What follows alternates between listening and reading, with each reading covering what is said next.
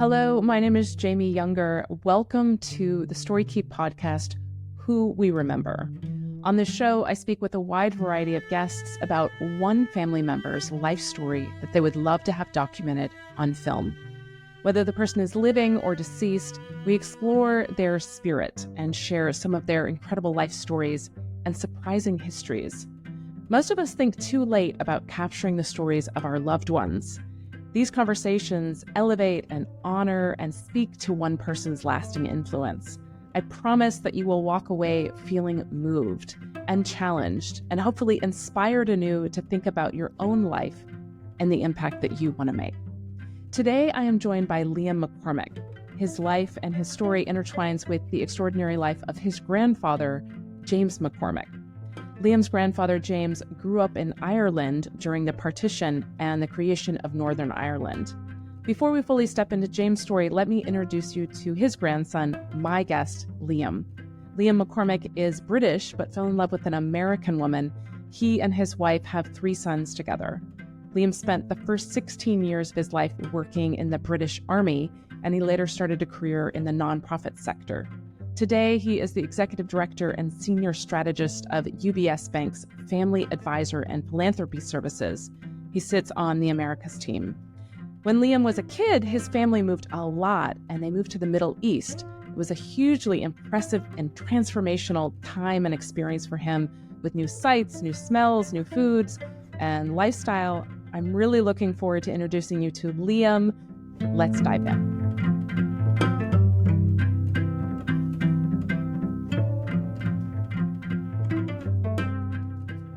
First of all, thanks for taking time to sit to talk about your grandfather. So Liam, out of the gate, why, when I asked you whose life story from your own family you would want to have documented on film, why did your mind go to your grandfather, James? I think it's something I've been thinking of for a while. You often hear people, who would you have for dinner or what do you do there? And I've often thought about all the great people in history, the wonderful, people. But in the last decade or so, I never met my grandfather. And, I have his DNA, his blood runs through my veins. And, I know my father, and he is obviously a representative of him. But it just, I would love to hear some stories, but not a lot of stories. My dad never really talked about him. And so I just, and then more recently, as I've had my own children, and you just get more interested in who you are, where have I come from, and it help. I think knowing where you've come from can help you discern where you're going, especially when you get to those points in life where you're trying to, you're so busy being a parent, working, and all the stuff that we do. It can sometimes feel like you're not going anywhere. And so for me, knowing something of my past, and I think it might help me make sense of myself as well in thinking about him and the limited information I have. Even just preparing for this podcast, I learned new things. I knew stories were out there, but just being able to tie them down a little bit and speak to my dad and find a little bit more, having the opportunity to do that. So if nothing more, it's already helped me make a little bit more sense of who I am, knowing a bit more about him. What do you know about your grandfather, James McCormick? Well, I know he was one of 10 brothers and sisters, which kind of blew my mind a little bit. I knew they were a big family, but even that number itself, you think, my goodness me, what would it be? My great grandmother. I know it's quite common probably back in those days, but even that, and as I thought about it, here the context which he grew up in Ireland before his partition, but in Northern Ireland, what it is today. But to him, it would have been Ireland. He went through partition, and so that in itself, just the span of his life, and how much the world changed, I guess, in that time. the fact that he was an immigrant. He moved from Ireland. He spent, and I now live, I'm a sort of immigrant myself. I moved to America. He moved to America, but then went as a young man, and then but moved back to marry my grandmother. And she didn't really want to go. It was too far for her to go to America, so they moved to the UK and to England. So Coventry. So yeah, that sense of being an immigrant,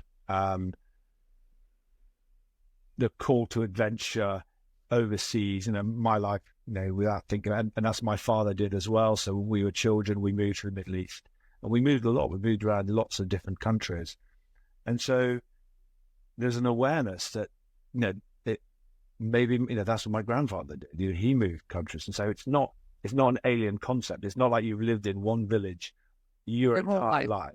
Yeah. And so looking at that, I mean, if you were to just really use your imagination, like, okay, this is your grandfather. I don't know when in our imaginations, at what point, how old he would be that we would say, okay, we want to sit you down. We want to film you and record your life story. If we were going to do like a little intake together, right? And I was going to say, okay, Liam, what would you want me to ask your grandfather about? What is like top on your list? What would you most want to kind of learn about or dig into? What would that be beyond specific stories? Yeah, I think it's because I've a limited amount of information. I'd love to dig into the bits that I know, and maybe it's a little bit event driven. I'd love to ask him so I know he was a good tenor, for example. He sang, and he had renown within his community for singing, so they'd get him to sing songs. And I was talking to my dad about this. His dad said, one of my father's earliest memories was him singing Galway Bay. And I thought, what on earth's that? And I looked it up, and you can find it.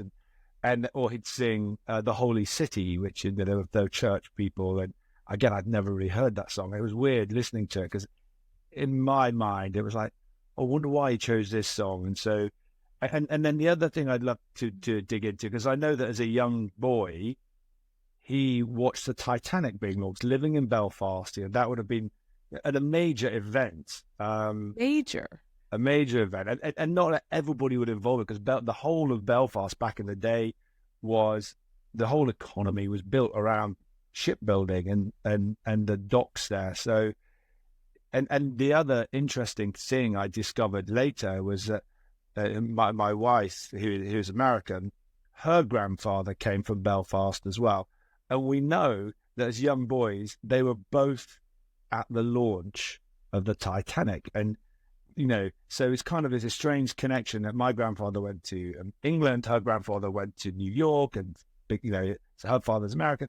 Yet somehow It's wild that they were both there. Yeah. And so I just think that would be interesting in terms of what's it. And then my grandfather, trained to be a naval architect. So I just wonder, maybe that was the only option he had. But, well, no, they were landowners. They had flax mills and bits and pieces. So I just wonder if that was, I'd love to know that. What was, what were the, what the motivations for you to make the life choices that you made? Was it, I think some of the things like that, just because, as we're faced with choices, there's always often things you can do. Knowing how he made those decisions, what were the influences on him would be fascinating to me. Yeah. And you were saying earlier, being in the midst of the thick of life, of, being in your career and your kids and what is this all about and the decisions to make. Let's say you were able to talk to him and document him in his later years. Let's hope that he has this, wisdom built up. Would there be any point of question of wisdom or advice that you would posit to him? Yeah. What kind of wisdom? I guess one of the interesting things I've noticed in life is, when you're young and your 20s and 30s, I had a vision for where my life might be, being a parent, working, probably being a parent of teenagers, that's the vision that was there. And I'm there, and it's kind of, I don't have any vision for old age. I don't have any. I'm 50, so probably there as well. But what does that look like? How do you the next transition? I'm kind of, gosh, what does that look like? And how do you, motivation, and then your values as well. I know he was a man of values. Obviously, he was a man of faith. So, I just love to, have some of those conversations about planning. How do we prepare for the next week? How do we continue to keep going? My eldest is about to go to college, and I've got more, three boys. So my eldest about to go. I'm still in this phase for a while, but how do we make sure we're ready for the next bit? Being empty nesters and maintaining relationships which are difficult overseas. Finding that identity, particularly if you've sowed the seeds of restlessness, that we say, which seems to be our generational inheritance of keep moving. And so it's probably a bit vague, but I think some of those, the wisdom of being content, but keep pushing. The wisdom of being content.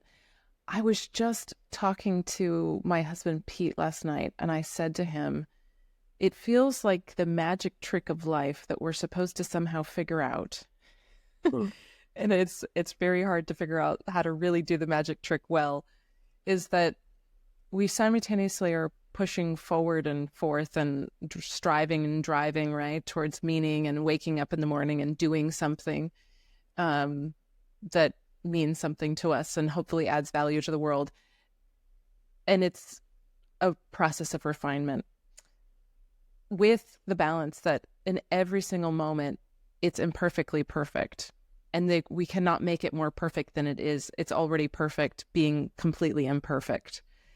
But yet, we can't just sit around on the couch and do nothing because it's imperfectly perfect. We also still get up, right? So it's like somehow that magic trick of, it seems that we would hope that your grandfather would have figured out by the time we interviewed him to tell us how to do that magic trick. Yeah, no, that's a good way of putting it. And the idea that you're constantly evolving, I feel like you get to a point in life, and I was listening to the other day, you get to a point in life where you're competent in your career, you have all this knowledge and you have this wisdom which you trade for income.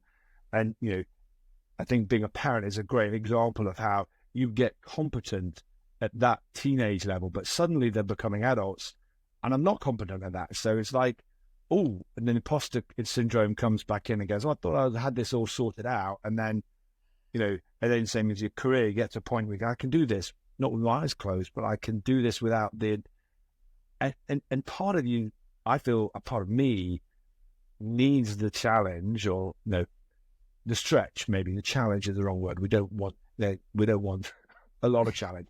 But some challenge is good, because it's actually, I think part of the happiness or joy, or what do you want to call it, is engaging in keeping yourself challenged to a point where you're learning and growing and reaching your potential. And maybe you never fully reach your potential because there's imperfections. We have character flaws, which we're constantly working out. And so, yes. Yeah, and I wonder. I just think, where he lived through quite a lot of big transitions. How did he manage that? Yeah, and I mean, if I were just sitting in the opportunity to speak with your grandfather, I would sort of, considering the time he grew up in, like looking at what would he say about this time that's so ruled by social media and so ruled by things being fast paced, but his life was also so much about movement. But would he have something to say to, I don't know, helping you figure out how to raise your children? I mean, we don't usually like our parents to give us much advice on that, but maybe our grandparents, we take a leaf out of their book. Yeah. I feel like, and my parents have ever listened to this, but parental advice when it comes to grandchildren, your children, tends to be criticism, a list of things you're getting wrong. And I always encourage them to say, I will listen to the criticism, but I need 5 positive things which we're getting right for 1 negative. But that's our instinct, isn't it? Oh, well, they didn't say thank you when I did this, but I'm sorry about that. But have they done something well? And so, I suspect there's, and to your point about, as you're talking, I was thinking, actually, my grandfather moved through partition. So that's when Ireland, separated and became Northern Ireland and Southern Ireland. And my grandmother was from Roscommon, which is in the south, but she was Protestant. So, he was already in Northern Ireland. So if you think of a time of division and, fracture, that can't have been any more fractious than sectarian than it was then. And so, when you, particularly in America, well, around the world, when you see the world we're at, it feels not too dissimilar. Maybe it's a reflection of our human nature rather than technology, that, we've always been doing this, pulling into tribes around things. It's just those tribes have become even smaller because social media has enabled us to find our smaller and smaller groups of people who think like us or have those views. So, I think it'd have a lot to say about, how to do that, and with it without compromising yourself too much. And if you were to think, I mean, we asked you the question for yourself, whose story you would want to have documented.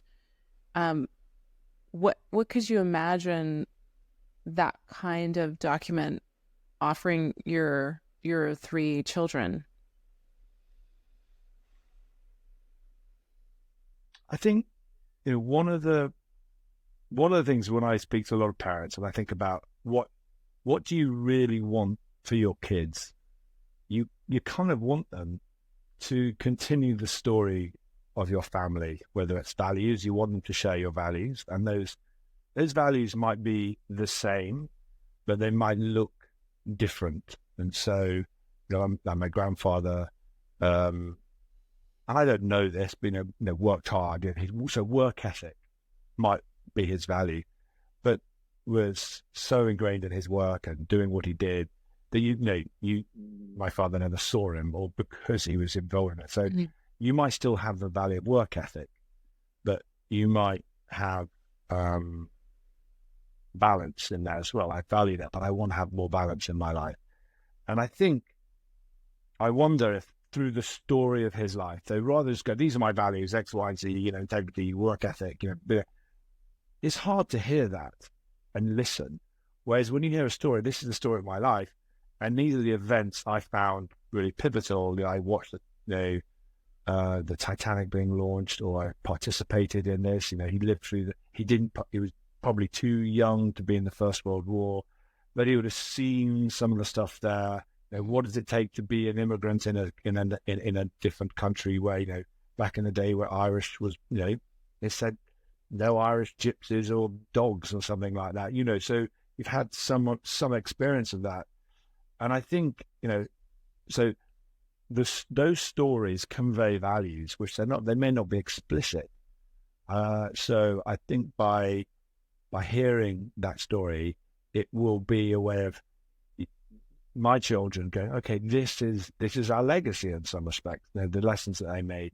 And so when they encounter difficulty, when they encounter something, it's not like, what do I do? Or what did my father do? What did my great grandfather do? Oh, they stuck at it. They kept going. They didn't give up, or whatever it is, because they've got that story to draw the values from it and give them inspiration. I saw a great quote once from, I think it was Grant Robinson, like Morrison, actually. Grant Morrison, I think his name is. He's a does cartoons, and he said, you can't, we're all part of someone's story. We're born into somebody else's story. It's around those lines. And so it's important to know the story you're part of, because if you know the story you're part of, you can kind of helps you form a question, answer the question of, what's my role? Who am I meant to be? What am I meant to do? And so if you know the bigger story which you're part of, it doesn't mean you have to do something, but it gives you context. If you discover your grandfather or your father was a famous Jedi and you didn't know that, it might make sense of yourself, and so you can become a Jedi. Or and that my grandfather, one of the pictures I was doing, he was in the garden. He loved his garden. I thought, oh, I like gardening. And now my father also likes gardening. And so, although my gardening is, I wouldn't describe myself as green, but there's part of me that loves being in nature, I have 3 boys and trying to get them to cut the grass, and that's not really gardening, is it? And cutting the hedges, but they did. But it's an important part of it, maintaining the environment. So, I mean, although nowadays you're meant to let them go wild, but anyway. So I feel, knowing some of that stuff, it helps you connect. It's not just me. I have a heritage of family members who did this. I wish I was a better singer. I'm not. I'm certainly not a tenor. But that, to me, I love singing, and so I thought maybe there's also part of me that there's something in that, that right now it isn't probably front and center of my boys' minds. I think about other stuff, but as they go, to have that legacy to reflect back and go, that makes sense. I help make sense of myself. If that makes sense. Yeah. A lot of sense is in there, but yeah, it helps me make sense of myself. I'm just envisioning that absolutely, if we had the chance to make a film about his life, that we would definitely have to have some incredible a cappella singing. Yes. Yes. That would have been great. You'd get him wouldn't that be an interesting question to him? What's your favorite song? Or what's the first song you ever learned? Because that unlocks a different part of the story. As I say, because I only know the event stuff, it may be, why did you sing Galway Bay? Is it because you were from Galway, or did I mean those questions about music? Because again, the music sort of accesses a different part of your story. Yeah, absolutely. And maybe he just starts singing spontaneously. That would be a golden shot. Yeah. Well, just as we're closing out here, I'm curious, and you can take the time you need to think about this. If you, I know you didn't meet him. I think you did say that he held you though when you were a baby, right? I understand. So yeah, I understand when I was born, he held me. Yes, I think he was. I actually don't even know when I think he passed the same year I was born in 1972. So, but he did help me. I was a baby. I was born. I was intrigued. He's obviously a Leo as well, because I realised he's also born in August. So it's just a small thing, but it was, not that I believe in that, but he was 10 days before me in terms. I think he's on the 5th of August. I'm the 14th. So maybe there's a metaphorical passing of the torch in that, sort of. Why not? And so you did have a skin touching moment with this guy, and I'm curious if now, being totally a full grown guy who he almost probably wouldn't recognize, like what you would want to say to him, not ask, but what you would actually want to say to him if you had the chance. Oh gosh. I think who knows what would have happened with other choices, if he'd stayed in America or whatever, I'd come back here. I think I would say thank you for, I think, times are tough. He lived, and there's another thing I would consider. He was in Coventry. Coventry was pretty much obliterated in the Second World War. He lived through that, had his family there. And I'm guessing there must have been times where they thought, must be better to go back to Ireland. It must be better there. And he stayed here. And being a man of values, my father's one of three, and my dad's a pretty incredible guy. So it would, the values and the character he passed on to my father, were inspiration to me and how my dad raised us as a family. We grew up in a very safe, loving home, and I think that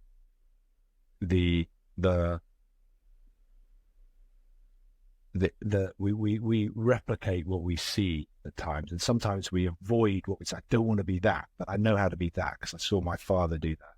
Saw how he was a father and a husband, and so he provided for us spectacularally well, worked hard, took decisions, hogged the agony. He didn't pass on the pain, and so I'd say thank you for that. Thank you for that inspiration and the inspiration to be a better man, and try and live up to what he achieved. Thank you. Thank you for sharing that, Liam. Well, yeah, I mean, I think it's hard to come up with something but it, not having met him, not having known him, but now just doing this and you start thinking about it, you feel like you do know something about it. It's giving you a window into something about him which feels authentic, and that opportunity. So yeah, gosh, the gratitude moment, that's what it is, just be able to say thank you. Because we, as you say, we run so fast at times, we don't stop and say, wow, and we're in a good place in life. We've got lots of challenges, but with 3 boys and the rest of it, and in the trenches of helping them, work out who they are. And this is, part of that, a couple of the jigsaw pieces falling into place, while they also, as you were saying, have work to do to work out the imperfections and the creating their own identity within the bigger story. Yeah, I mean, there's certainly a direct connection between your 3 boys and their great grandfather, right? Yeah, I mean, yeah. Yeah, it's pretty like a live wire, but seemingly,